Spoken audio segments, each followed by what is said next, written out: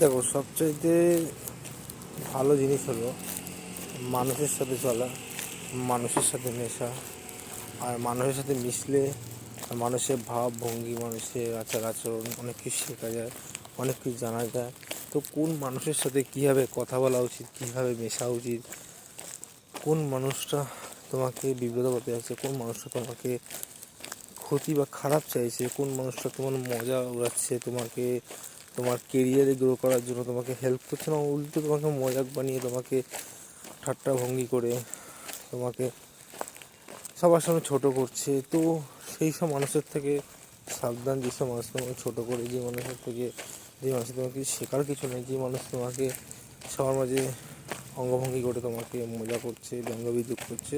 তো আমি চাইবো তোমার হচ্ছে বিনতি নিবেদন কি সেই সব মানুষের থেকে তোমরা দূরে থাকো, যারা তোমার ক্ষতি চায়, যারা তোমাকে ভালো চোখে দেখে না, বা যারা তোমাকে, বা আমরা জানি যে কাজ করতে করতে কিছু কিছু মানুষের সাথে চলা আমাদের একদম, মানে আমি কী বলবো, যে হ্যাঁ সহ্য করতে হয়, চলতে হয়, না চললে হবেই না, যে আমাদের সাথে কাজ করতেই হবে।